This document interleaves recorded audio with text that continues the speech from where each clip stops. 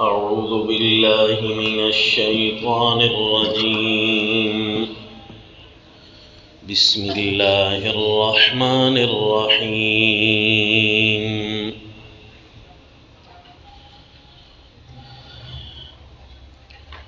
الحمد لله رب العالمين الرحمن الرحيم مالك يوم الدين.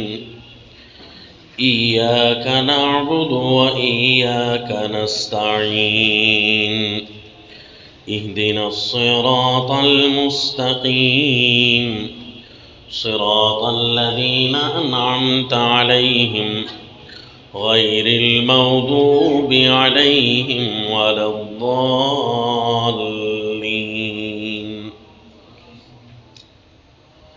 وصلى الله على النبي الكريم. سورۃ الفاتحہ کا سبق ہمارا جاری تھا. مالک یوم الدین تک ہم نے سبق پڑھا اور آپ کو بتایا کہ اس سورت کے اندر اسی طرح ساری سورتوں کے اندر ہم نے ڈھونڈنا ہے کہ اللہ کریم کون سی بات ہے جو اصلاً فرمائیں گے اور کون سی ایسی بات ہے جو بات شروع کرنے کی وجہ سے وہ بات کرنی پڑ گئی، یعنی بالتبع گفتگو. اگر یہ بات آپ ڈھونڈ سکیں گے قرآن سے تو یوں سمجھیے آپ کو قرآن آتا جا رہا ہے. کیا سمجھے جی؟ کہ اصلاً گفتگو قرآن میں کون سی ہو رہی ہے، یعنی بات شروع کیا کی، مضمون شروع کیا اور بالتبع گفتگو کون سی ہو رہی ہے، یعنی جس گفتگو کے شروع کرنے کی وجہ سے کوئی گفتگو کرنی پڑتی ہے، مثلاً دلائل عقلیہ دعویٰ کی وجہ سے کرنے پڑتے ہیں، تو وہ بالتبع ہوگی، اس بات کے تابع ہوگی. تو اصل بات کون سی ہے؟ اگرچہ سارا قرآن اصل ہے، لیکن عنوان کے حساب سے، مضمون کے حساب سے دعوی صورت اصل ہوتا ہے، اور پھر اس کے ساتھ ساتھ اس کے مطابق چیزیں چلتی ہیں. یہ ہم نے ڈھونڈنا ہے انشاءاللہ، تو قرآن پاک کی فہم آسان ہوگی. اگر یہ ہم نہ ڈھونڈ سکے، نکات بیان کرنے شروع کر دیں تو وہ ہوگا علوم القرآن. اور قرآن پاک کے آیات کے آپس کے ترجمے پر تحقیق کرنا شروع کر دیں، لغوی تحقیقات وغیرہ ذالکہ، تو وہ ہوگا جی ترجمۃ القرآن. علوم القرآن بھی ہم نے نہیں کرنا، ترجمۃ القرآن بھی ہمارا موضوع نہیں ہے، ورنہ تو 2 مہینے کم ہے نا جی. ہمارا موضوع ہوگا تفسیر القرآن. چوتھی چیز بتائی تھی کون سی؟ خلاصۃ و تفسیر القرآن. خلاصۃ و تفسیر القرآن اگر شروع کر دیا درمیان میں کہیں بھی آ کر کہ ابھی وقت کم ہے، خلاصہ تفسیر پڑھتے ہیں، تو وہ آپ کو اسپیشل بتایا جائے گا. ہم ابھی تیسری چیز کے پروگرام میں ہیں جس کے لیے 2 مہینے وضع کیے جاتے ہیں. وہ کون سی چیز تھی جی؟ ہاں، آج تیسرے سبق میں یہ بات یاد دلا رہا ہوں، تو آپ نے اس کی طرف توجہ فرمانی ہے. یہ بات تحریکی انداز میں آپ نے لوگوں تک بھی پہنچانی ہے اور خود بھی یاد کرنی ہے کہ ہم تفسیر القرآن پڑھ رہے ہیں. تو تفسیر القرآن میں یہ تو ڈھونڈنا ضروری ہوگا کہ اللہ کریم ہم سے فرمانا کیا چاہتے ہیں. اگر تو تسلسل کے ساتھ ہم پڑھتے گئے، نہ یہ پتہ چلا کہ پچھلی آیت کیا کہہ رہی ہے، اگلی آیت کیا کہہ رہی ہے، تسلسل سے پڑھتے گئے تو وہ سمجھو ہم متن قرآن میں پڑھ گئے، جبکہ متن قرآن ہمارا موضوع نہیں ہے. ہمارا موضوع ہے سخن قرآن کی، کہ قرآن ہمیں باتیں قرآن کی، کہ قرآن ہم سے کہنا کیا چاہتا ہے، پھر اس کے بعد کن پیرایوں سے کہہ رہا ہے. یہ باتیں متن قرآن سے تعلق رکھتی ہیں. انشاءاللہ ترجمۃ القرآن میں پڑھیں گے، اور ترجمۃ القرآن کی کلاس میں ہم یہ پڑھا بھی رہے ہیں. سمجھا جی؟ تو اب جب سورہ فاتحہ شروع کی تھی تو ہم نے کتنی باتیں اس سے چنی تھیں آپ کو پتہ ہے جی؟ پچھلے سبق میں ہم نے سورہ فاتحہ کے اندر کتنی باتیں چنی تھیں کہ 2 باتیں ایسی لگ رہی ہیں کہ جو اصل ہیں اور باقی باتیں اس کے تابع ہیں. وہ بات ایک یہ تھی جی الحمدللہ، اور دوسری تھی ایاک نعبد۔ اس کی وجہ یہ ہے کہ ہم اپنی طرف سے بھی گفتگو تراشیں گے نہیں، بلکہ اگر اپنی طرف سے ہم کوئی گفتگو یا اپنی طرف سے دعویٰ تراش رہے ہوں کہ اب یہ ہے جی دعوی صورت، تو اس کی نشانی یہ ہوگی کہ ہمارے پاس دلیل نہیں ہے، ہم اپنی طرف سے اس دعویٰ کو تراش رہے ہیں۔ اور اگر اس کی دلیل قرآن میں موجود ہو کہ یہ بات اصل ہے اور دوسری باتیں اس کی وجہ سے آئی ہیں، تو اس کی دلیل قرآن میں ہوگی۔ اب میں نے بتایا تھا نا جی آپ کو الحمدللہ اصل ہے، اس کی وجہ کیا ہے کہ رب العالمین مجرور ہے، الرحمن الرحیم مجرور ہے، مالک یوم الدین مجرور ہے۔ اس کا مطلب مطبوع بن کر یہ آیتیں آ رہی ہیں۔ اصل آیت کیا تھی؟ تو یہ للہ، اللہ کی لام کے تابع ہو رہی ہیں نا، تو یہ اللہ کی صفات ہیں۔ تو الحمدللہ، الہ بننے والی ساری خوبیاں اللہ کے لیے، یہ اصل ہے۔ اور اس پر ہماری بڑی تفصیلی گفتگو ہو چکی ہے، جو کہ ترجمۃ القرآن اور دور علوم القرآن سے بھی تھوڑی زیادہ ہو گئی، جبکہ سورۃ الفاتحہ میں لگنے تو 10 منٹ چاہیے۔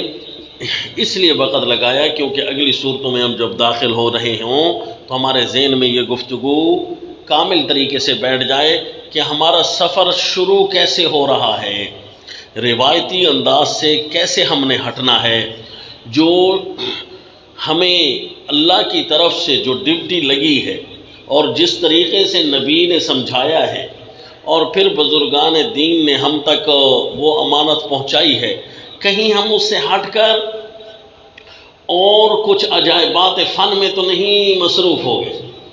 عجائبات فن میں مصروف ہو جائیں بھی، وہ بھی تو بڑی واہ واہ چیز ہوتی ہے، بڑی واہ واہ ہوتی ہے، اس میں بڑے مشکل باتیں سامنے آتی ہیں، بڑے عجیب نکتے ہوتے ہیں، یہ سیغہ وہ سیغہ، لیکن اللہ کریم کی طرف سے جو ذمہ لگا جی ہم وہی ڈھونڈیں گے۔ اچھا جی، ایاک نعبد سے عنوان بدلا، ایاک نعبد سے عنوان بدلا۔ اب ہم نے یہ دیکھنا ہے کہ یہ نئی چیز ہے۔ چلے اچھا پہلے آگے دیکھ لیتے ہیں۔ ایاک نعبد و ایاک نستعین، اے اللہ ہم تجھ سے مدد مانگتے ہیں، تیری ہی عبادت کرتے ہیں۔ تو اہدنا الصراط المستقیم، یہ تو مدد ہو گئی۔ اس کا مطلب ہے ایاک نستعین کے تابع ہے یہ بات۔ صراط الذین انعمت علیہم، اعراب بتا رہا ہے کہ بات کو پیچھے چلی آ رہی ہے۔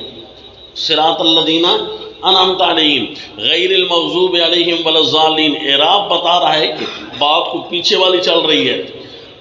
اہدنا بھی اسپیشل یعنی اصل جملہ نہ ہوا، ایاک نعبد اور ایاک نستعین کے تابع ہوا۔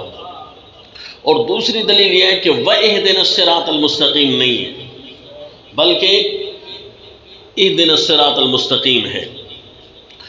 واو لگے تو وصل پیچھے کے ساتھ جوڑا جاتا ہے، اور اگر واو نہ لگے تو اس کی ایک وجہ یہ ہوتی ہے کہ یا تو یہ فصل یعنی جدا کیا جا رہا ہے کہ نئی گفتگو شروع ہو رہی ہے، یا پھر مطلب یہ ہوتا ہے کہ یہ بات اتنی جڑی ہوئی ہے کہ واو لگا کر وصل کی ضرورت نہیں ہے، بلکہ من کل الوجوہ یہ اصل میں وصل ہے۔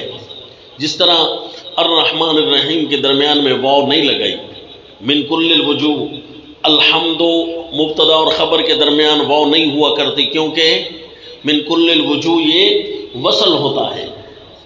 تو ایاک نعبد و ایاک نستعین کے بعد جب اہدنا آیا نا جی، تو یہ تابع تھا کس کے؟ ایاک نستعین کے۔ تو اب جملہ بچتا ہے جی ہمارے پاس ایاک نعبد کا الحمدللہ کے بعد، کہ ایاک نعبد والا جملہ یہ یہاں کوئی نئی بات سمجھا رہا ہے یا پچھلی بات ہے؟ تو اگر آپ دیکھیں جی تو ایک طریقے سے واو بھی نہیں لگی ہوئی، یا تو یہ نئی بات شروع ہو رہی ہے، پچھلی بات کے ساتھ اللہ جوڑنا نہیں چاہتے، یا اللہ کریم پچھلی بات کے ساتھ ایسا جوڑ رہے ہیں کہ یہ دعویٰ ہو جائے گا کہ یہ باقاعدہ من کل الوجوہ کے ساتھ جڑی ہوئی ہے۔ تو اگر ہم نے دیکھا کہ دعویٰ یہ تھا کہ الحمدللہ الہ بننے والی خوبیاں اللہ کے لیے، توحید حاکمیت بھی اور توحید الوہیت دونوں سمجھائی تھی کہ الہ بننے والی خوبیاں اللہ کے لیے ہیں۔ ایاک نعبد، اے اللہ جب الہ تو ہے ہمارا، پالنہار تو ہے ہمارا، رب تو ہے ہمارا، تو پھر ہم غیر اللہ کی عبادت نہیں کریں گے۔ جب یہ کہہ دیا تم نے قولو الحمدللہ، جب یہ کہہ دیا تم نے، کہو قولو ایاک نعبد، تیری ہی عبادت کرتے ہیں، اس کا مطلب یہ ہوا یہ جو دوسرا قولو ایاک نعبد ہے نا، یہ کوئی نئی بات نہیں ہے بلکہ پچھلی بات کے ہی زیر اثر ہے، فی حیز الکلام ہے، کلام کے جریان کے تحت گفتگو ہو رہی ہے۔ تو پھر اب ڈھونڈنا آسان ہو جائے گا جی تفسیر کا کہ الحمدللہ دعویٰ تھا، چار آگے دلائل تھے، رب العالمین، الرحمن، الرحیم، مالک یوم الدین، چار دلائل تھے، اور ایاک نعبد یہ جی ثمرۃ الدلائل ہے۔ کیا ہے اس کا مطلب ہے کہ دوسرا جملہ ہم نے جو نیا ڈھونڈا تھا اصل میں وہ تابع تھا ایاک نعبد۔ تو یوں خلاصہ تو قرآن کو ہم نے اپنی طرف سے تراشنا نہیں ہے بلکہ اس کے اندر کمال اور مہارت حاصل کرنی ہے۔ یہ 2 مہینے ہماری یہی گیم جاری رہے گی انشاءاللہ، ٹھیک ہے۔ ایاک نعبد، ہوشیار بیٹھے رہنا۔ ہاں بھئی آپ کو ساروں کو سمجھ آ رہی ہے نا جی؟ ہاں، کوئی اپنے آپ کو چھوٹا نہ سمجھے بلکہ سارے کے سارے ہم اب بڑے ہیں ماشاءاللہ، ٹھیک ہے۔ جو کہیں میرا درجہ چھوٹا ہے، خیر ہے جی، میں پھر کبھی صحیح نہ جی نہ، آپ کہیں ابھی سے دوبارہ تو یوں سمجھیے زبان یاد ہو جائے گا، دوبارہ بھی اللہ توفیق دے، لیکن آپ نے ابھی سے یاد کرنا ہے، کیونکہ پچھلے سال والے ساتھیوں کو پتہ ہوگا کہ میں نے ان کو کہا تھا ابھی سے، کیونکہ شاید دوبارہ موقع نہ ہاتھ آئے، تو واقعی ان صورتوں پر ہمارا موقع نہیں آ رہا جی۔ تو ہر ایک کی گفتگو کو آپ نے، ہر استاد کی گفتگو کو آپ نے اس طریقے سے پڑھنا ہے کہ شاید ہم ان کی گفتگو آخری دفعہ پڑھ رہے ہیں، سمجھا جی؟ ان مباحث کو اسی جگہ نوٹ کرنا ہے۔ ایاک نعبد و ایاک نستعین، یہ ہے جی ثمرۃ الدلائل۔ آواز نہیں، آواز کھلی رہے بے شک تھوڑی سی۔ ایاک نعبد ثمرۃ الدلائل ہے۔ دیکھو جی، قولو ایاک نعبد، لیکن قولو ایاک نعبد یہ ثمرۃ الدلائل کیسے ہے جی؟ اللہ کریم نے یہاں کو اشارہ فرمایا ہے، ٹھیک ہے۔ آواز تھوڑی اونچی کر، یہ آواز صاف ہے، بس اس کو تھوڑا سا اونچا ہونا چاہیے تاکہ جی گلے پر نا مزے مزے سے 2 مہینے گزرے۔ ایاک نعبد و ایاک نستعین، ٹھیک ہے ٹھیک ہے۔ یہاں پر اشارہ کیسے نکلے گا؟ قولو جس طرح پہلے حکم تھا الحمدللہ کا، اب قولو پھر حکم ہے، تو یہ پہلا اصل ہے اور دوسرا تابع ہے۔ اس کی وجہ یہ ہے کہ اس کی دلیل کا جواب یہ ہے کہ یہ تابع ہے، اس کا دلیل اس کی یہ ہے کہ یہ ایاک نعبد تابع ہے الحمدللہ کے، اس کی وجہ کہ اللہ کریم نے ایک ہی صورت میں اس بات کو ذکر فرمایا، ورنہ اس کے لیے الگ صورت ہوتی اگر، کیونکہ 114 صورتیں جو الگ ہیں، عنوانات جو الگ ہیں، اس کا مطلب ہے یہ عنوان اس کے تابع ہے، تو پوری صورت میں بیان ہونے والے جو مضامین ہوں گے نا وہ شروع سے لے کر آخر تک جڑے ہوئے ہوں گے۔ بس یہ جب حصص مفسرین آپ کو بتائیں گے کہ حصص ہوتی ہیں صورتوں کے، اس کا مطلب یہ نہیں ہوتا کہ یہ پچھلے حصے سے کٹا ہوا ہے، بلکہ وہ حصص ہوں گے عنوان کے لحاظ سے بے شک، لیکن ہر حصہ پچھلے حصے کے ساتھ کوئی عجیب طریقے سے جڑا ہوگا۔ تو یہ ایک ہی صورت بیان ہو رہی ہے نا، تو الحمدللہ دعویٰ آیا، اور ایاک نعبد اگر آپ ہوشیار بیٹھے ہیں تو بات شروع ہو رہی ہے جو یا ایھا الناس اعبدوا پر نہیں بتا سکوں گا جی، ایاک نعبد پر بتانی ہے، توجہ سے آپ نے بیٹھنا ہے جی، کہ ایاک نعبد یہ الحمدللہ کے تابع ہے، ثمرۃ الدلائل ہے، کہ جب رب اللہ ہے تو اور ہم کس کی عبادت کریں؟ پہلے عبادت کا مفہوم سمجھا دوں جی، پھر اس کے بعد اس کا ثمرۃ الدلیل ہونا سمجھ آئے گا۔ یا ایھا الناس اعبدوا، یا عبادت کے صیغے آگے آئیں گے، قرآن میں پہلا صیغہ بھی عبادت کا ہے، امر کا، اور آخری صیغہ امر بھی عبادت کا ہے۔ یا ایھا الناس اعبدوا ربکم، اور فلیعبدوا رب ھذا البیت سورہ ایلاف میں آئے گا۔ اس کے بعد امر کے صیغے امت کے لیے نہیں ہے، قول کے صیغے ہوں گے رسول اللہ صلی اللہ علیہ وسلم کے لیے ہوں گے۔ سورہ قریش کے بعد آپ کو امر کا صیغہ نہیں ملے گا، اگر ملے تو بتا دینا۔ ڈھونڈنا بے شک امر کا صیغہ نہیں ہوگا. یہ پہلا جس طرح قرآن پاک میں امر کا صیغہ پہلا یہی ہے یا ایھا الناس اعبدوا، سورہ البقرہ کی آیت نمبر 21 میں آ رہا ہے. یہ اہدنا امر کا صیغہ تو ہے، یہ اللہ کو امر تو نہیں نہ کر رہے، یہ امت کے لیے جی امر یہ ہے اس کے لیے. تو قولو اگرچہ امر کا صیغہ ہے لیکن یہاں لکھا ہوا نہیں ہے. یہ عبارت کی ضروریات اور اقتضاءات میں سے ہے کہ قولو ہم کہتے ہیں. تو اب عبادت کو پہلے سمجھ لیں جی. ہم کہتے رہیں گے جی عبادت اللہ کی، عبادت اللہ کی. تو عبادت کس کو کہتے ہیں؟ عبادت عربی کا لفظ ہے. اب عبد یعبد عربی میں کہتے ہیں غلامی اختیار کرنا، کسی کا بندہ بننا، کسی کا غلام ہونا. عبد صالح، نیک غلام، نیک بندہ جس کو ہم غلام کہتے ہیں نا، رقیق، اس کو آپ عبادت سے عبد یعبد سے تعبیر کرتے ہیں، یعنی کہ وہ عابد ہے. یعنی اللہ کے سامنے جو غلام ہوتا ہے نا اور نوکر ہوتا ہے نا، وہ انتہا درجے کا اپنے آقا کے سامنے عاجز ہوتا ہے. یعنی ہاتھ پاؤں اس کے آقا کی مرضی کے بغیر ہلنے والے نہیں ہوتے. آقا اس پر پورا اختیار رکھتا ہے کہ میں نے اس کو جی خرید لیا ہے. اگرچہ جو غلام ہے یا اس کا عبد ہے، اس کے احکام اگرچہ الگ ہیں کہ اس کے رب نہیں بن جانا، یہ اگرچہ احکام الگ ہوں گے، لیکن عربی عبارت یہی بتا رہی ہے کہ کسی کے اتنا تابع ہو جانا کہ اس کی مرضی کے بغیر ہلنا نہیں. اس کو کیا کہتے ہیں جی؟ عابد، غلام. تو عبد یعبد اس کا معنی انتہا درجے کی عاجزی کرنا. توجہ ہے پتہ نہیں مصحف کی، انتہا درجے کی عاجزی کرنے کا نام کیا ہوگا؟ عبادت ہوگا. اچھا ذرا میری طرف دیکھیں، یہ جو انتہا درجے کی عاجزی ہوتی ہے یہ کہاں کہاں ہوتی ہے؟ بندہ استاد کے سامنے کان پکڑ کر کھڑا ہو تو انتہا درجے کی عاجزی ہوتی ہے، یہی ہے نا؟ تو کیا استاد کی عبادت ہو رہی ہوتی ہے؟ چلے استاد کو نہیں لیتے، پولیس والے کو لے لیں. اس کے سامنے جب آپ کان پکڑ کر کھڑے ہو گئے،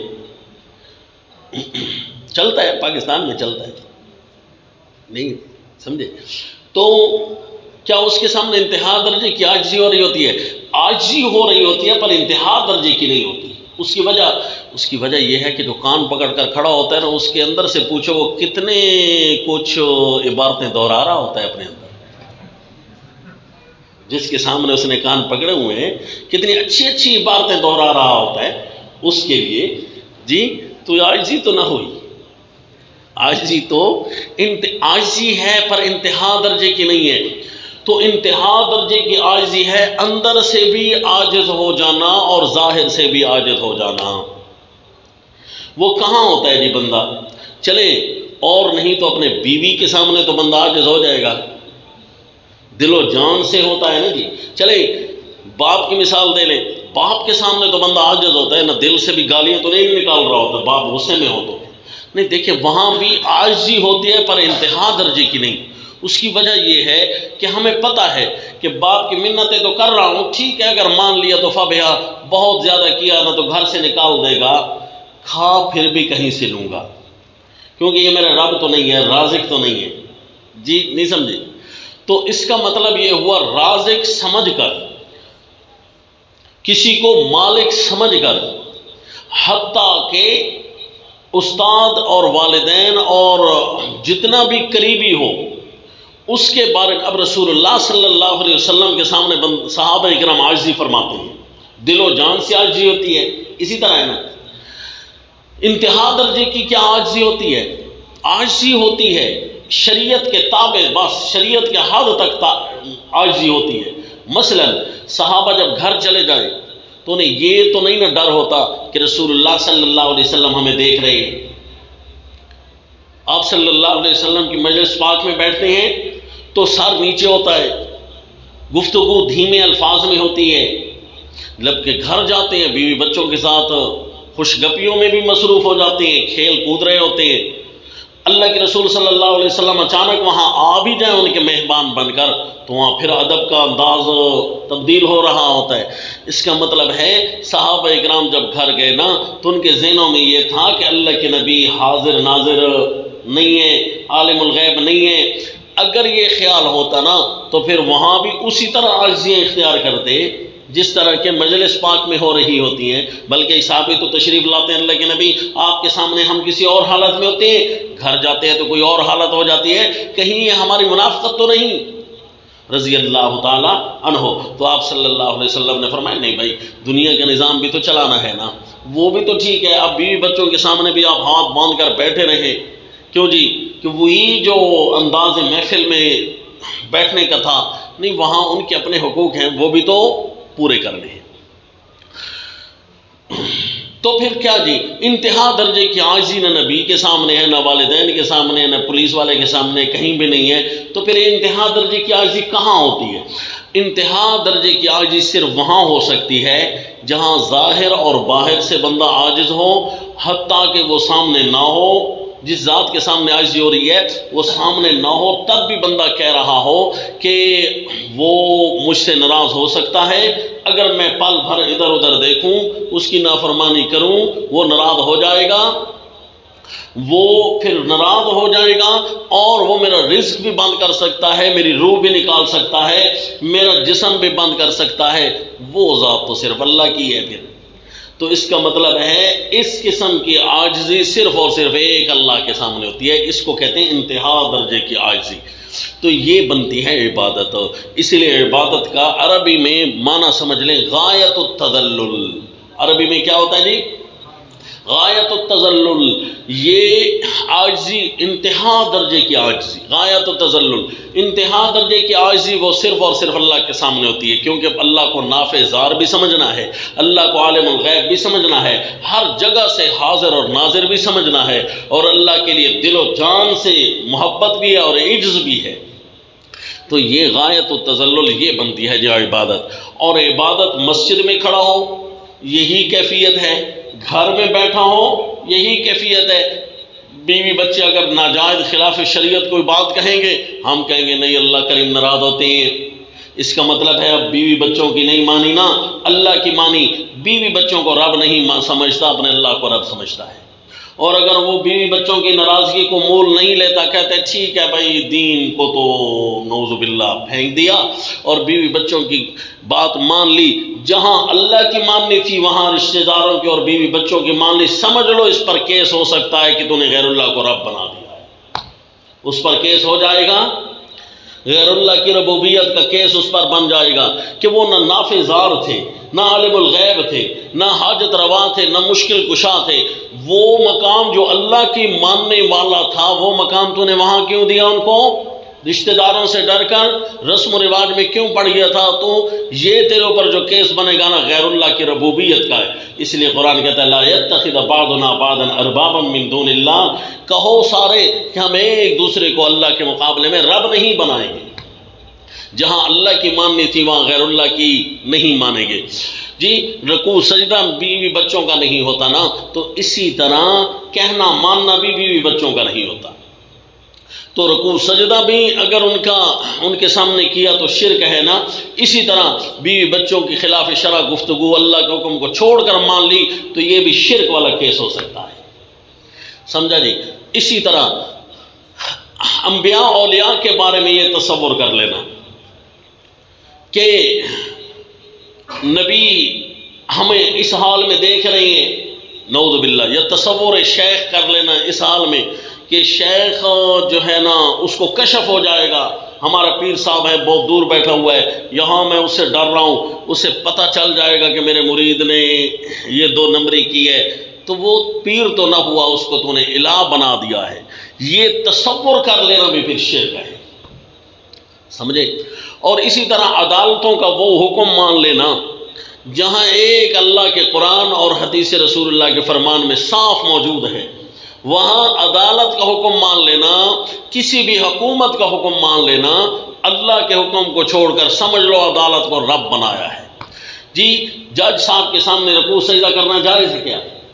جج کے سامنے, آفیسر کے سامنے رکوع سجدہ کرنا جس طرح شرک ہے نا, اسی طرح اس کا حکم بھی اللہ کے حکم کے مقابلے میں مان لینا بھی شرک ہے, اس کو رب بنانا ہے. استاد کا حکم ہو, پیر کا حکم ہو, رشتہ داروں کا حکم ہو, عدالتوں اور حکومتوں کا حکم ہو, کسی کی بات مان لینا اللہ کے امر کے مقابلے میں یہ اس کی عبادت بنے گی۔ یہ کیا بنے گا جی؟ اس کی، کیونکہ ربوبیت کے آپ قائل ہو گئے۔ اگر ایک فتویٰ کتاب اللہ کا ہے، دوسرا فرقہ جماعت کے امیر نے دے دیا دوسرا فتویٰ، یا کسی فرقہ کے بڑے نے دے دیا، یا کسی فرقہ کے مفتی نے فتویٰ دے دیا، اللہ کی بات اور تھی، جھوٹے مفتی کی بات اور تھی، احبار اور رہبان علماء سو ان کی بات اور تھی، وہاں ان کی مان لینا اور اللہ کو چھوڑنا یہ ان کی عبادت بنتی ہے۔ کیا بنتا ہے جی؟ تو یہ غیر اللہ کو رب بنا لیا، رب کا مقام دے دیا ہے۔ یہ کہنا کہ قرآن میں تو ٹھیک ہے یہی لکھا ہے، لیکن کیا بزرگوں نے قرآن نہیں سمجھا؟ ہم بزرگوں کی مانیں گے، یہ کیا ہے؟ شرک ہو گیا۔ بزرگ بھول سکتے ہیں، بزرگوں کی طرف جھوٹ منسوب ہو سکتا ہے، اللہ کے نبی کی طرف جب ضعیف روایتیں منسوب ہو سکتی ہیں تو بزرگوں کی طرف بھی جھوٹی باتیں منسوب ہو سکتی ہیں۔ بزرگوں تو چھوڑیے، اللہ کی طرف بھی جھوٹی کتابیں منسوب کر دیں ظالموں نے، یہود و نصارہ نے۔ جب اللہ کی طرف منسوب ہو سکتی ہیں تو بزرگوں کی طرف کیوں نہیں منسوب ہو سکتی؟ لہذا اس کو چھوڑ دو، اللہ کی مانو، بزرگ کو بعد میں تعویل کر دو یا کہہ دو بزرگ بری ذمہ ہے، اس کی دوسری باتیں اس کے ساتھ نہیں ملتی، جو بھی ہے تعویل وہاں کرنی پڑے گی، کتاب اللہ کو ماننا ہوگا، ورنہ شرک ذمہ لگ جائے گا، ورنہ آپ نے اس کی عبادت کر دی۔ عبادت کا مفہوم سمجھ رہے ہو؟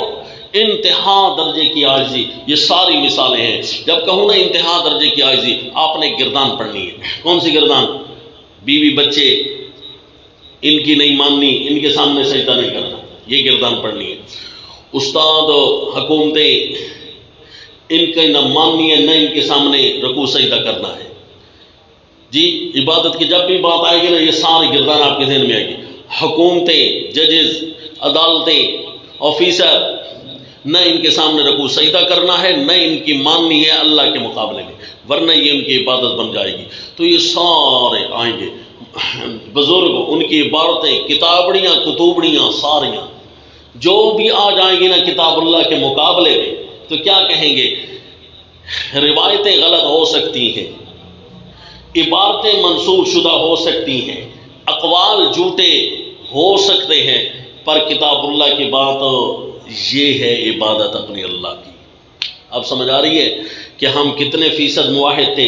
اب وہ جب بندہ کہتا ہے نا میں ایک اللہ کی عبادت کرتا ہوں، تو اسے تھوڑی نظر ثانی کرنی ہے کہ کہیں بیوی بچے رشتہ داروں کی تو کہیں نہیں مان بیٹھا جی۔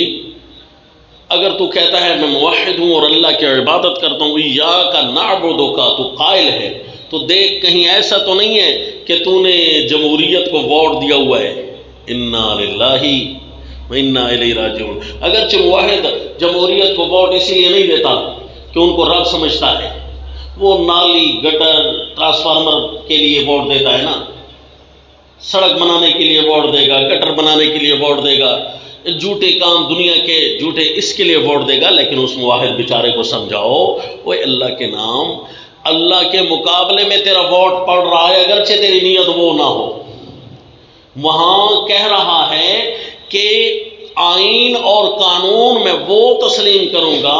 یہ ووٹ ڈالتے ہوئے آپ کیا کہہ رہے ہوتے ہیں؟ آئین اور قانون وہ تسلیم کروں گا، گفتگو اور مرضی اور حکم وہ تسلیم کروں گا جو ہمارے جمہور کی رائے ہوگی۔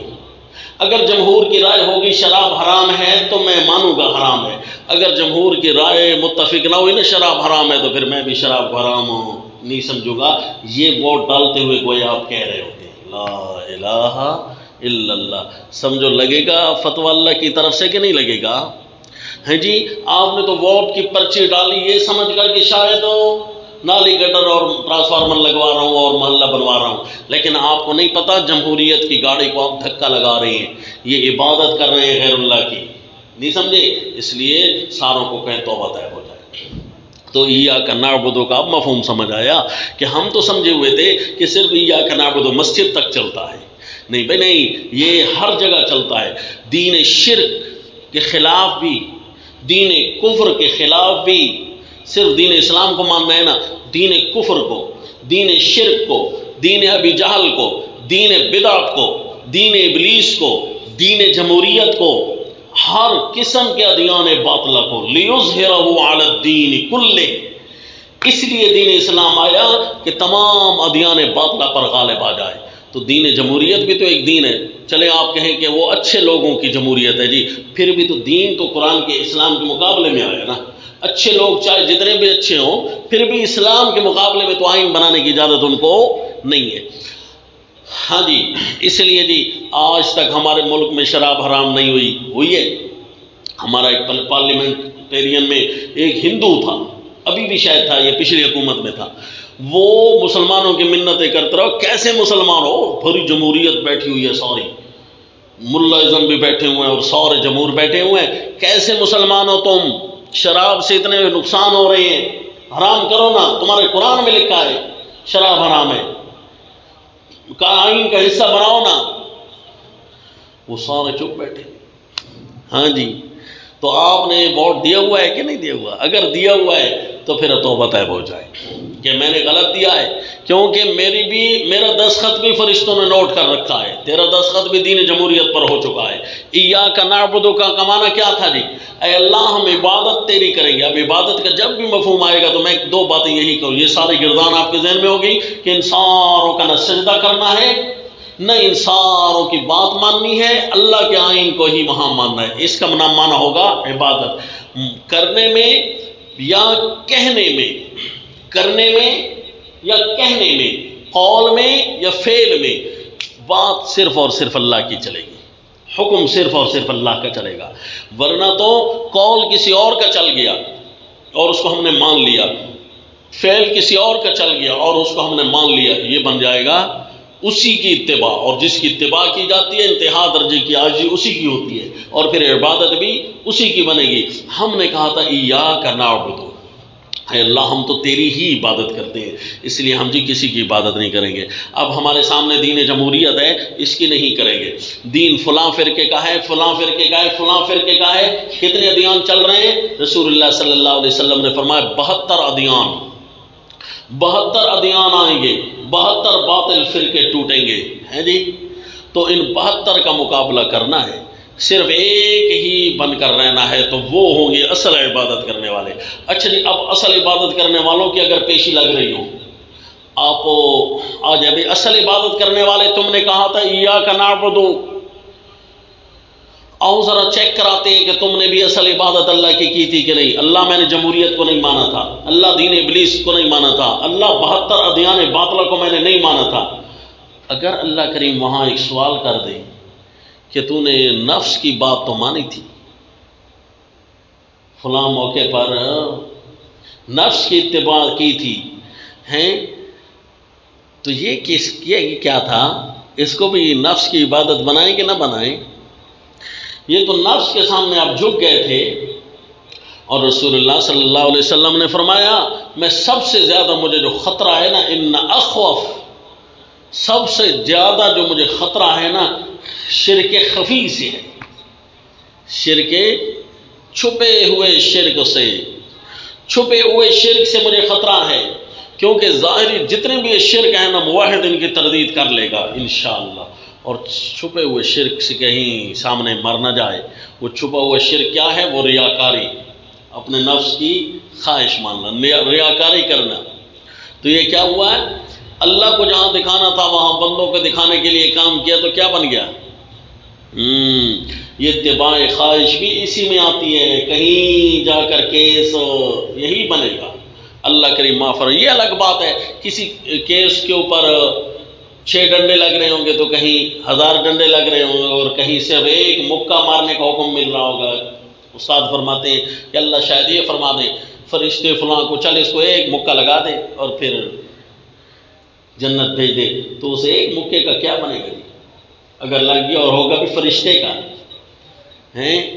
امکانت اللہ صیحۃ واحدہ، فرشتے کی ایک آواز ہی پوری بستی کو مٹا دیتی ہے، تو پھر ایک مکہ جھیل سکتے ہیں۔ تو انشاءاللہ یہ ہم نے نفس کو بھی اپنا رب نہیں بننے دینا، اپنی ذاتی خواہشات کو بھی اپنا رب نہیں بننے دیں گے۔ ذاتی خواہش کچھ کہے ہم کچھ اور کریں گے، لباس یوں پہن خلاف شرع کا کہے ہم نہیں مانیں گے اس کی۔ جی اس کا مطلب ہے ابھی تک تو بہت کچھ بچا ہوا تھا، اور یہ کام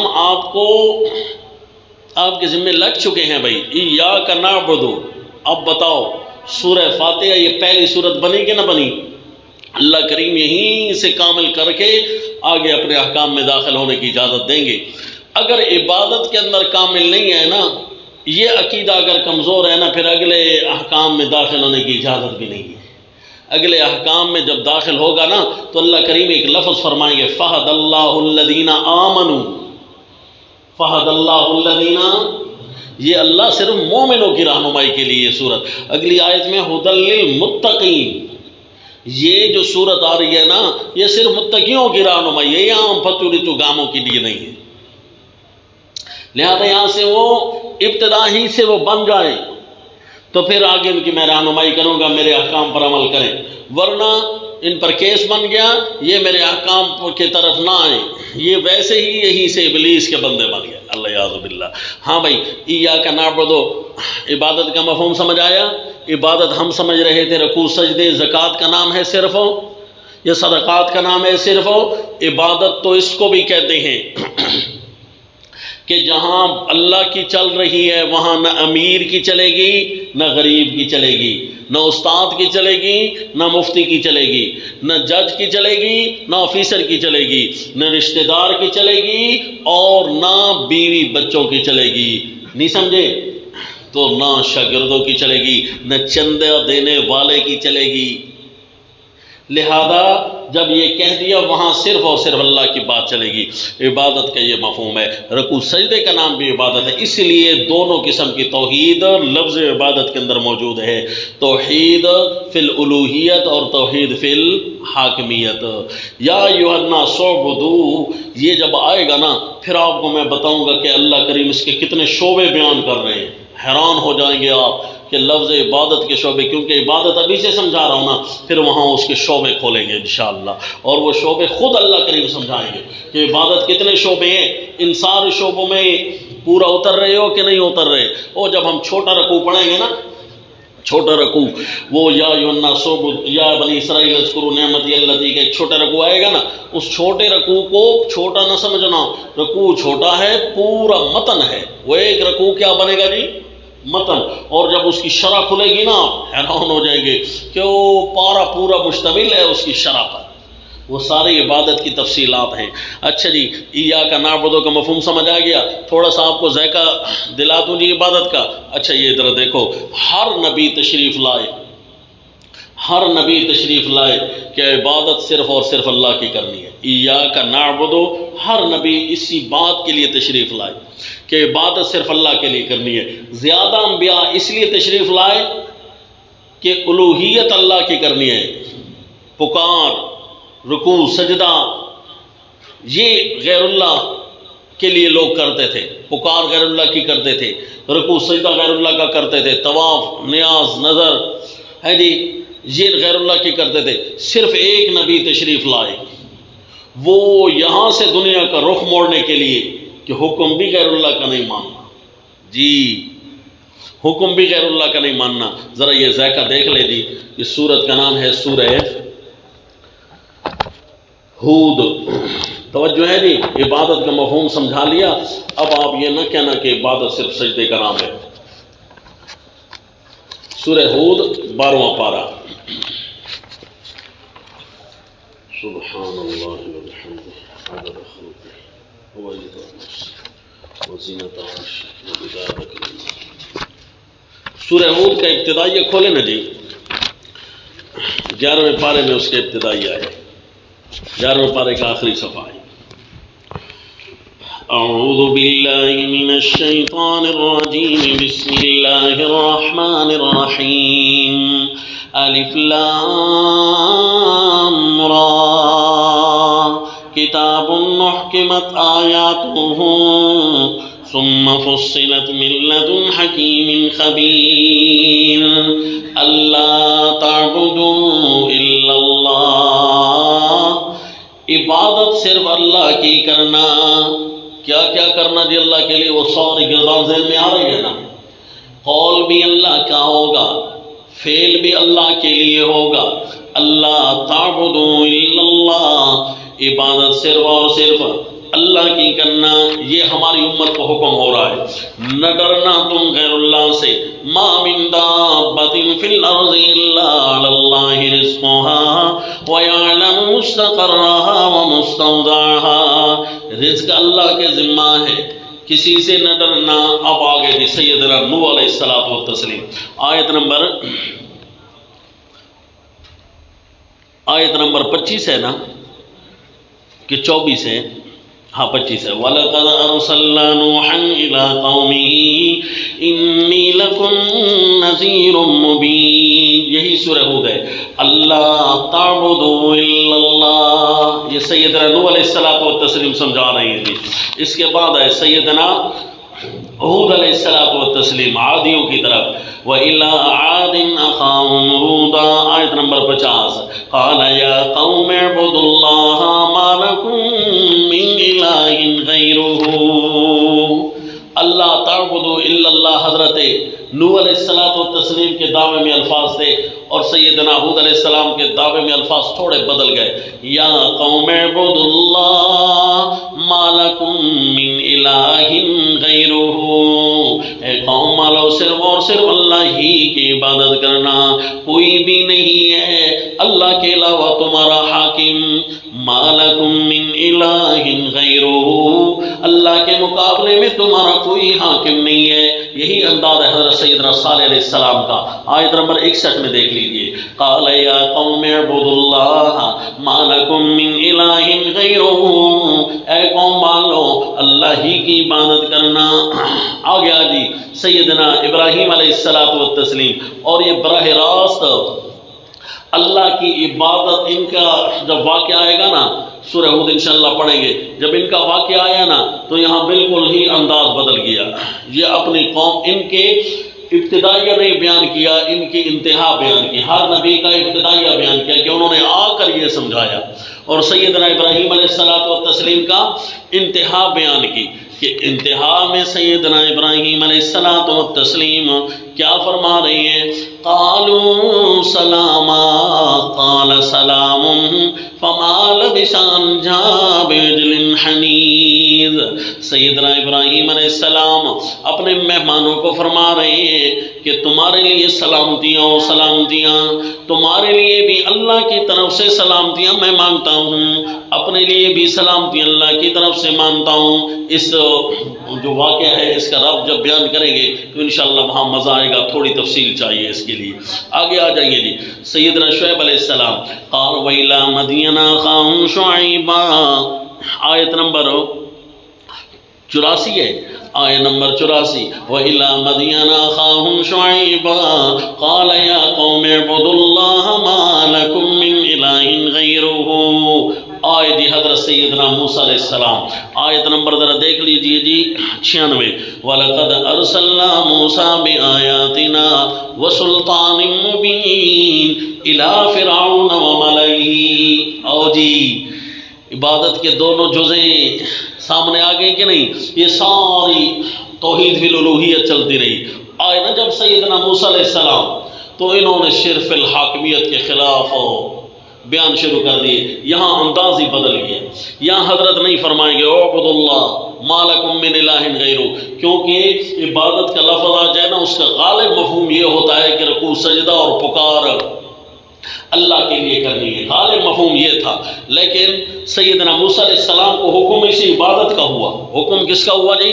سورۃ اسی جگہ پر ہاتھ رکھے نا، یہاں پھر لوٹتے ہیں، عبادت کا حکم تو ہوا لیکن فرعون کے سامنے آ کر جو انداز اختیار فرمایا وہ کچھ اور تھا۔ یہ سورۃ طٰہٰ دیکھ لیجئے، سیدنا موسیٰ علیہ السلام کی پہلی وحی ہے جی، یہ سورۃ طٰہٰ آیت نمبر 16 میں فرمایا، آیت نمبر 14 میں، اننی انا اللہ لا الہ الا انا فاعبدنی۔ پہلی وحی حضرت سیدنا موسیٰ علیہ السلام کی یہی ہے، اننی انا اللہ۔ 14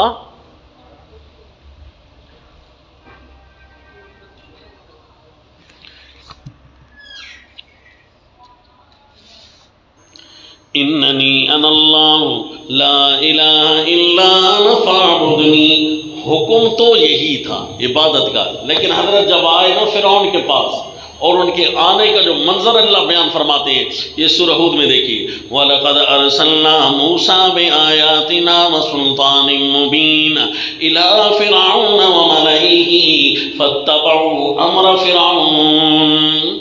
دیکھ لیے جی، سیدنا موسیٰ علیہ السلام کس کی طرف آئے؟ فرعون کی طرف اور ان کے سرداروں کی طرف۔ یہاں اللہ نے ان کے بادشاہ کا ذکر کیا، کیوں جی؟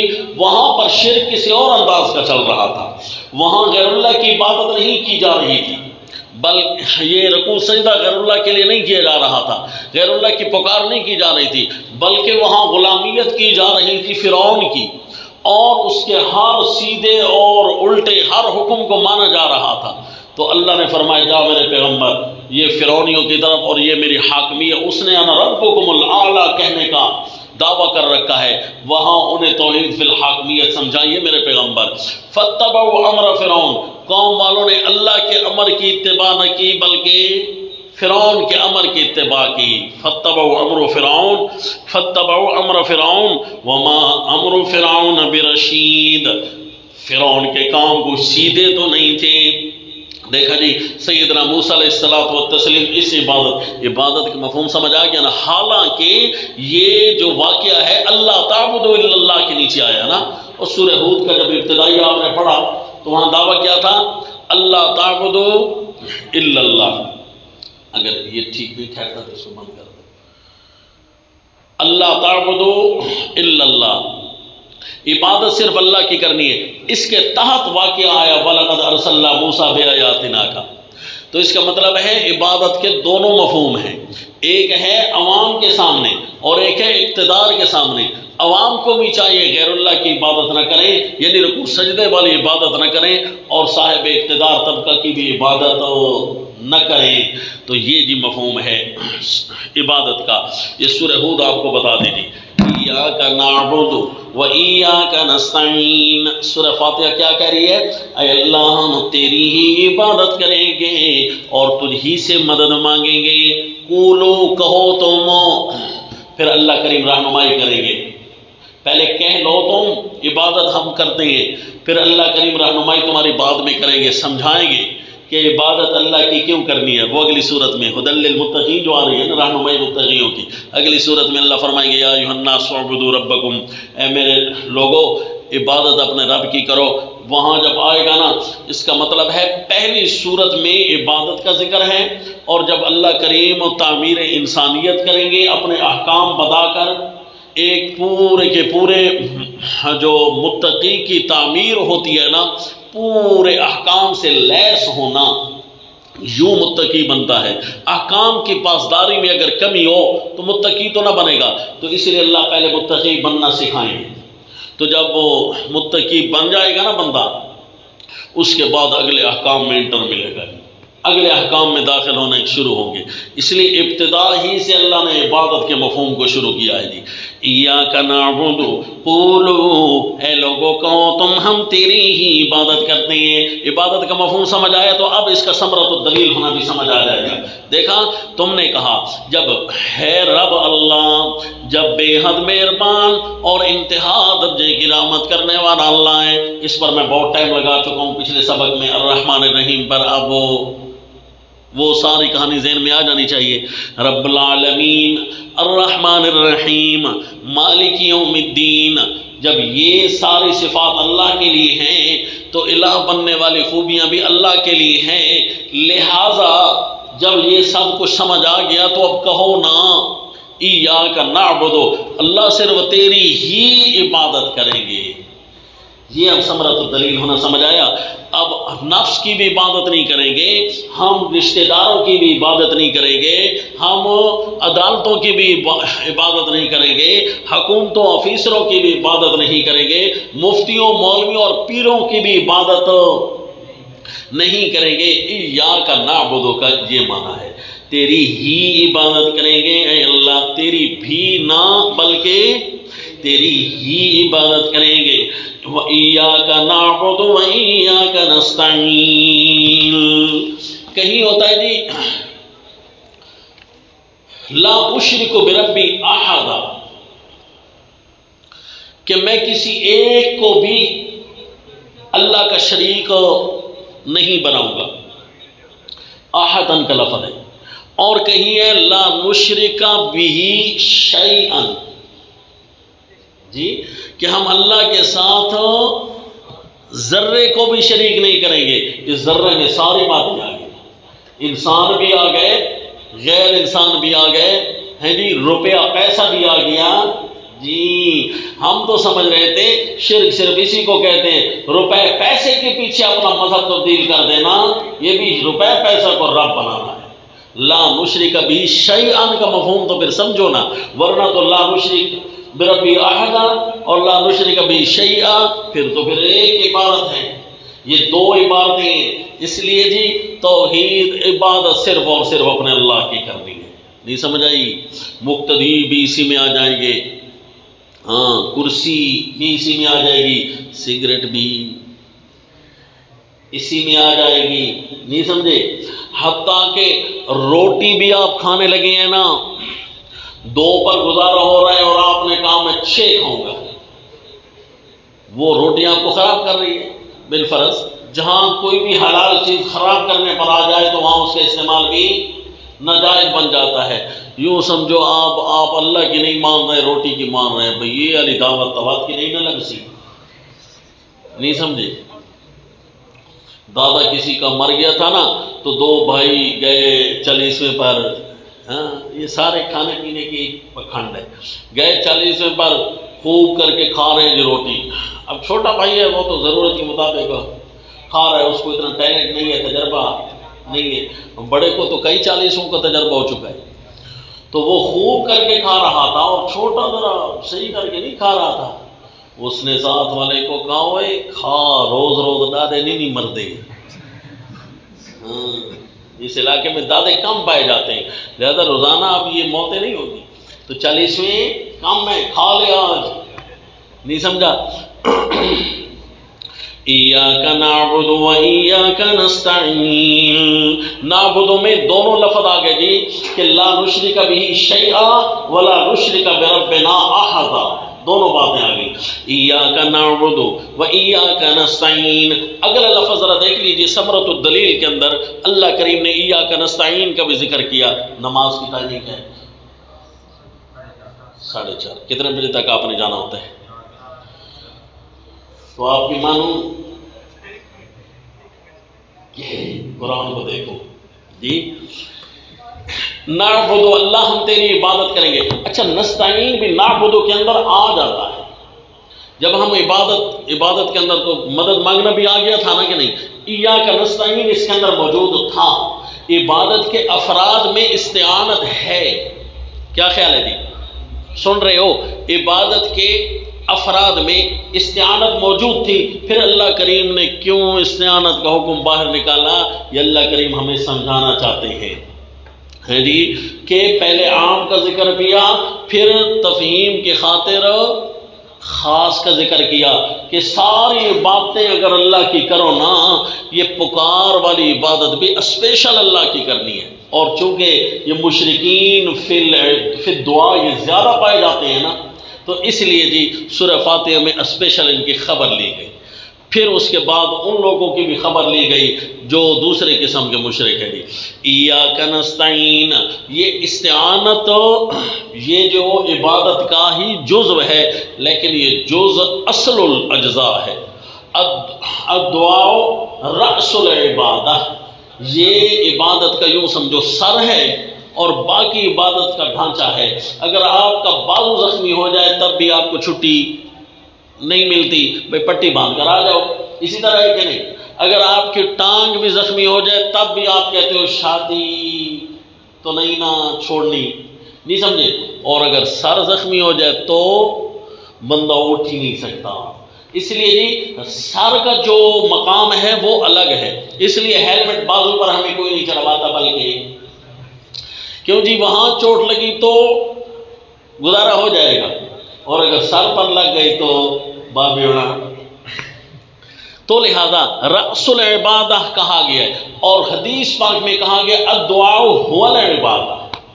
الدعاء یہ جو پکار ہے نا یہی عبادت ہے. بس حالانکہ رکوع سجدہ بھی عبادت تھی، حالانکہ نظر و نیاز بھی عبادت تھی، لیکن اللہ کریم نے اس کو اہم الاجزاء فرمایا ہے۔ فَادْعُوا اللَّهَ مُخْلِصِينَ لَهُ الدِّينَ، کہ پکار اللہ کی کرنا سارا دین خالص کر کے اللہ کے لیے، سارا دین اللہ کے لیے خالص ہو، اور اس میں پکار بھی پھر اسپیشل اللہ کے لیے ہو رہی ہو تو تب میں مومن بنو گے، بس ورنہ مومن نہیں بنو گے انشاءاللہ۔ جب آئے گا نا سورہ زمر کا خلاصہ اور حوامیم کا، تو پچھلے دفعہ آپ کو بڑا ٹائم لگا کر سمجھایا تھا، اب ٹائم شاید نہ لگا سکے، لیکن یہ ہے کہ لگانا تو پڑے گا، کیا کریں۔ وہاں خلاصہ تو تفسیر القرآن آپ کو بتایا تھا سورہ زمر اور اس میں، تو اگر اللہ نے موقع دیا تو پھر تفسیر القرآن انشاءاللہ اس کی پڑھیں، سمجھا جی۔ تو ایاک نستعین استعانت کیا ہے جی؟ اہم العبادات ہے۔ ایاک نعبد و ایاک نستعین، اے اللہ ہم تیری ہی عبادت کرتے ہیں۔ اب سمجھے کہ ایاک نستعین پہلے نہیں لگ سکتا تھا، یہ بعد میں لگنا انسب ہے۔ ایاک نستعین، اے اللہ ہم تجھ ہی سے مدد مانگتے ہیں، یعنی جس طرح ساری عبادتیں تیرے لیے کریں گے، پکار والی اسپیشل عبادت بھی اللہ ہم تیری کریں گے۔ ایاک نعبد و ایاک نستعین اہدنا الصراط المستقیم، اے اللہ چلا ہمیں، ایک ہے چلا، ایک ہے دکھا، دکھا ہمیں، چلا ہمیں، دونوں مفہوم اراۃ الطریق اثار المطلوب، لفظ ہدایت دونوں کو شامل ہوتا ہے، لفظ ہدایت دونوں کو شامل ہے۔ اہدنا، اللہ ہمیں دکھاتے رہنا، یہ دکھا تو دیا ہے نا، اے اللہ ہمیں دکھاتے رہنا، یہ نہیں کہ یہ صراط المستقیم سے باہر تھا جو ابھی تک ہم پڑھ رہے تھے، الحمدللہ رب العالمین سے لے کر ایاک نستعین تک جو چیز ہم پڑھ رہے تھے یہ ہدایت سے باہر نہیں تھا، ہدایت تو اللہ نے دے رکھی تھی، تو اب ہم کہہ رہے ہیں اللہ ہمیں ہدایت دکھا، تو یہ تحصیل حاصل ہے، تو پھر کیا مطلب ہوگا اس کا؟ تو مطلب یہ ہے کہ دکھاتے رہنا، روزانہ روزانہ جب بھی کوئی نئی بات بنے تو اے اللہ ہمیں ہمارے راستے دکھاتے رہنا، یا پھر مطلب اشارہ المطلوب کا ہو وہ بھی ٹھیک ہے کہ ایاک اہدنا الصراط المستقیم، اے اللہ ہمیں سیدھے راستے پر چلائے رکھنا، دکھا تو دیا ہے، اے اللہ ہمیں چلائے رکھنا۔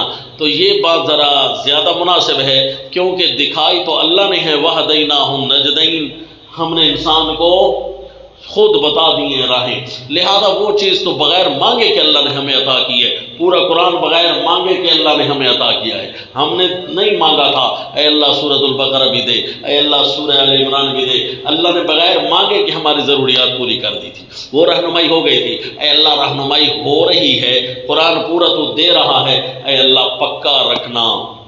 تو اس کا مطلب یہ ہے کہ آئے تو ہم خود پکا رکھنے کے لیے، دنیا میں امتحان تو اسی بات کا ہے نا، آئے تو تم خود اسی لیے ہو کہ ہدایت پر پکے رہو، رہنمائی تو ہم نے تمہاری دے دی ہے، امتحان ہم نے تمہارا ڈال دیا ہے، اسی میں خلق الموت والحیات لیبلوکم فیما آتاکم، جو بھی تمہیں دیا ہے اب امتحان شروع ہو رہا ہے، تو اس امتحان میں بھی اللہ کو ہم کہہ رہے ہیں ذرا دکھاویں نا، امتحان میں پھر نقل مانگ رہے ہیں آپ، تو یہ تو نقل مانگنے کے مترادف ہے، امتحان تو نہ ہوا، پھر یہ کیوں ہم مانگ رہے ہیں اسائل المطلوب؟ تو اس کی وجہ یہ ہے کہ مدد مانگ رہے ہیں، کہ چلیں گے ہم خود تیار ہوں گے، اے اللہ بس انسان ہونے کے ناطے کبھی کبھی کچھ نہ کچھ اتار چڑھاؤ ہو جائے گا، اے اللہ تو اس سے مدد مانگتے ہیں، بس ہم بھی چلتے رہیں گے، تیری مدد بھی ساتھ ساتھ چلتی رہے گی، ابتدائی قدم ہم اٹھائیں گے، اے اللہ اگلے کام میں ہماری مدد کر، ہم جائیں گے، انابت ہم کریں گے، رہنمائی تو کر دے جی۔ تو یہ ہے کہ اے اللہ نماز کے لیے تیاری میں کروں گا، پھر نماز کو خوبصورت طریقے سے ادا تو کروا دینا، اسائل المطلوب اس کو کہتے ہیں۔ اہدنا الصراط المستقیم، اے اللہ ہمیں صراط المستقیم سیدھی راہ کی طرف ہماری رہنمائی کرنا۔ صراط، اچھا یہ کیا ہے جی اہدنا الصراط المستقیم؟ یہ ایاک نعبد کے تابع ہے، تو ایاک نعبد سے لے کر اہدنا الصراط المستقیم تک یہ سارا کیا تھا جی؟ ثمرۃ الدلائل، تفصیلی، اگرچہ ثمرۃ الدلائل یہ ایاک نعبد کافی تھا، لیکن نستعین اسی کا جزو خاص بیان کیا۔ پھر مدد بہت ساری چیزوں کے اندر ہو سکتی ہے۔ اہدنا الصراط المستقیم نستعین کے بہت سارے افراد میں سے ایک فرد تھا، اللہ روٹی دے، اے اللہ شفا دے، اے اللہ بارشیں دے، اے اللہ سیدھے راستے پر چلا، بہت سارے افراد تھے نا، لیکن اللہ نے اہم الافراد کا ذکر کر دیا۔ جس طرح استعانت عبادت کے افراد میں سے تھا لیکن اہم الفرد کا ذکر کیا، اسی طرح استعانت کے بہت سارے افراد تھے، اہم الفرد کا ذکر یہاں کیا کہ اصل تو دعا اس کو کہتی، اصل تو استعانت یہ ہے، اے اللہ مجھے تو توحید و سنت کا مشن دے دے۔ یہ بھی کوئی استعانت ہے کہ بندہ مشن سے ہٹا ہوا ہو اور جائے اللہ حج پر جائے اور اللہ مجھے تو شفا دے، اے اللہ تو مجھے گاڑی دے، اے اللہ تو مجھے ٹوپی دے، اے اللہ مجھے ٹاپا دے۔ یہ ساری دعائیں آپ مانگ رہے ہیں، خود بخود بندے کو شرم آنی چاہیے کہ میں ویسی چیزیں مانگ رہا ہوں اور جس کے لیے دنیا میں آیا ہوں وہ تو نہیں نہ مانگ رہا، کچھ چیزیں ایسی مانگ رہا ہوں جو اسی دنیا میں ہی میری ضرورت ہے۔ مجھے تو وہ چیزیں مانگنی چاہیے نا جو دنیا میں بھی ضرورت پڑے اور آخرت میں بھی مدد کرے۔ اس لیے اللہ نے پھر استعانت کا طریقہ سکھا دیا۔ بولے ہو کہ استعانت جو مانگنی ہے نا تم نے، پھر یہ والی مانگنا پہلے، اہدنا الصراط المستقیم، اے اللہ دکھا ہم کو، بتلا ہم کو، چلا ہم کو۔ سمجھ آ گئی؟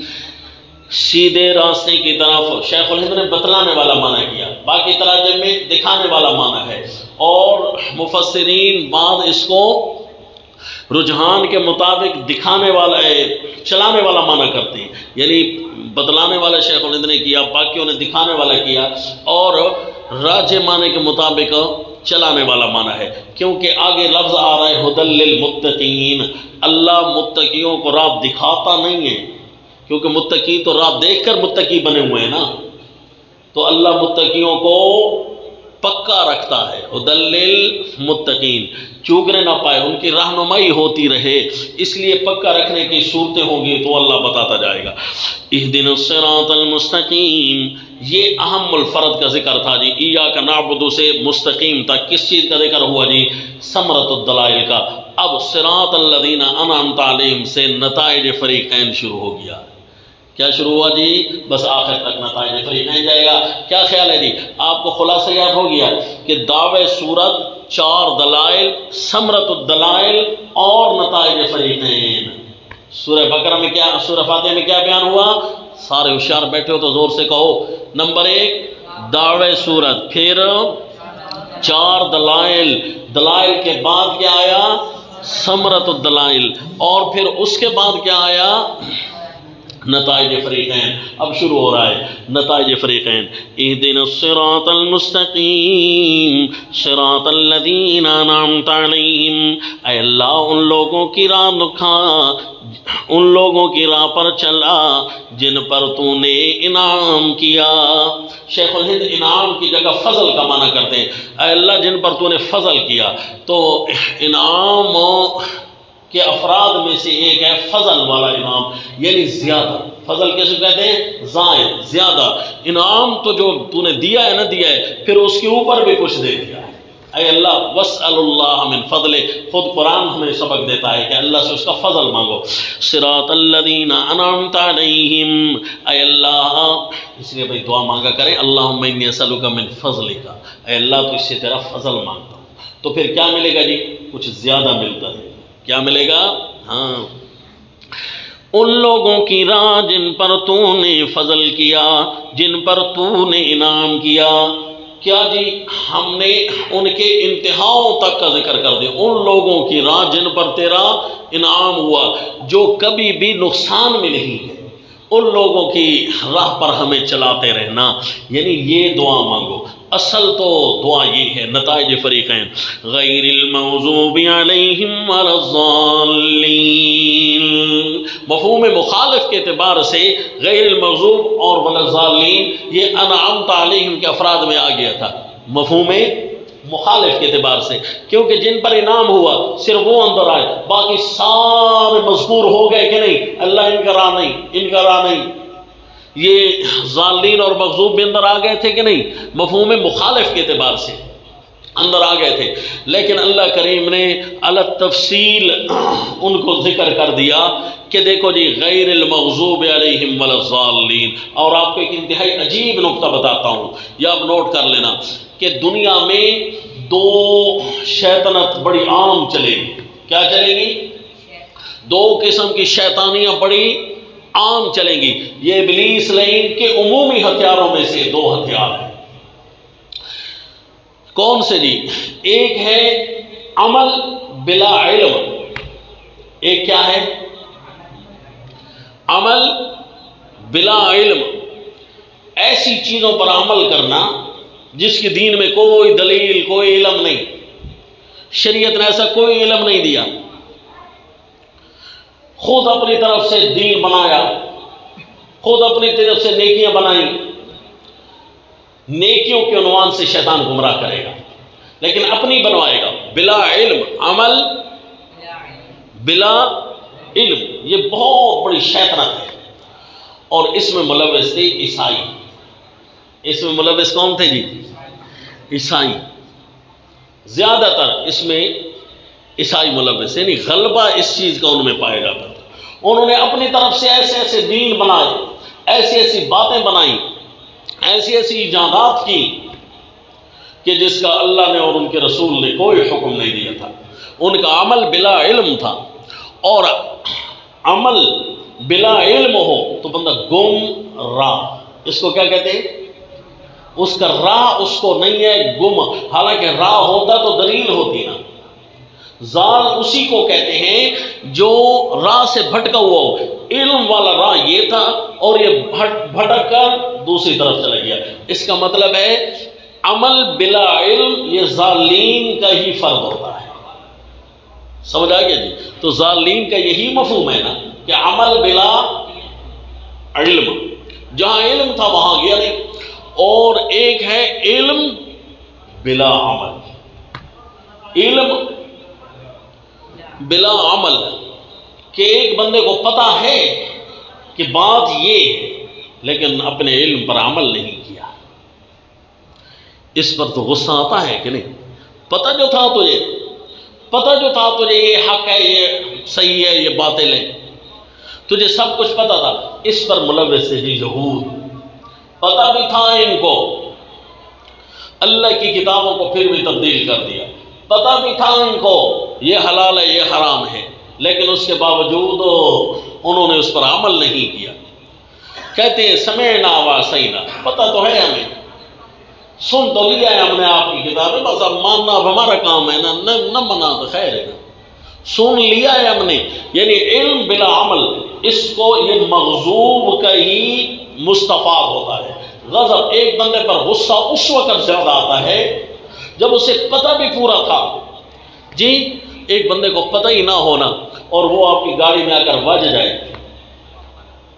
تو کہتے ہیں نا رات تھی جی، میری لائٹ خراب تھی جی، اس لیے جی میں اندر آ کر وج گیا، چھوڑیے جی، تو عذر۔ ایک ہے سامنے گاڑی کھڑی ہے، دن چڑھا ہوا ہے اور وہ آدمی کچھ ہے پیتی بتائے، تو اس بندے پر غصہ، اگر چیز نے آہستہ سے ہی ٹھوکا ہو، تھوڑی سی گاڑی خراب ہوئی ہو، تو بندے کو اس پر زیادہ غصہ آتا ہے کہ یار تجھے نظر نہیں آ رہا تھا۔ سارے اسی طرح کہتے ہیں کہ نہیں؟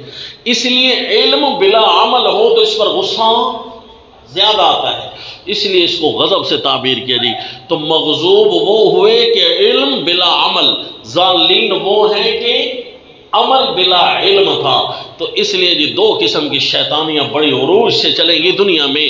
صراط الذین انعمت علیہم، اگر انعام یافتہ لوگوں میں ہونا ہے تو یہ دونوں کام نہ کرنا، علم ہونا تو اس پر عمل کرنا، اور جب عمل کرنے لگنا نا تو پہلے دلیل دیکھنا کہ دلیل ہے کہ نہیں ہے، شریعت نے ہمیں کہا ہے کہ نہیں ہے۔ خود بخود اس پر شروع نہ ہو جانا کہ میں جی اپنی طرف مجھے ذرا اچھا لگتا تھا، لا حول ولا قوت الا باللہ۔ دین وہ تو نہیں ہے جو تمہارے دل میں آئے، جو تمہاری خواہشوں پر ابھرے۔ دین اس کو کہتے ہیں جو دل چاہے یا نہ چاہے اللہ کی اتباع کی جائے، اللہ کا حکم مانا جائے۔ صراط الذین انعمت علیہم، مغضوب اور ظالم کی جب بھی بات آئے گی نا تو آپ نے یہ نوٹ کر لینا ہے۔ تو اس لیے نہ اس میں یہود ہیں نہ اس میں نصارہ ہیں فقط، بلکہ اصالتاً یا غلبتاً مغضوب میں ذکر چونکہ یہود کا ہوا ہے تو یہود اس لیے مغضوب میں بیان کر دیے جاتے ہیں، اصالتاً مغضوب میں یہود نہیں تھے، چونکہ ذکر میں اور اس نشانی زیادہ ان میں یہی پائی جاتی تھی، اس لیے مغضوب کے افراد میں یہود کو ذکر کرتے ہیں، ورنہ اس کا ہر وہ بندہ اس میں شامل ہو جائے گا جو علم بلا، یوں سمجھو مولویوں کو شامل ہے، یوں سمجھو یہ مولویوں کو شامل ہے، اہل علم کو شامل ہے لفظ، اور ضالین عمل بلا علم یہ جاہلوں کو شامل ہوگا، یا ان کو جو پڑھے ہوئے نہیں ہیں ان پر بھی کیس بنے گا، ان پر بھی کیس بنے گا۔ ہاں جی، تو اس لیے شامل ہونا۔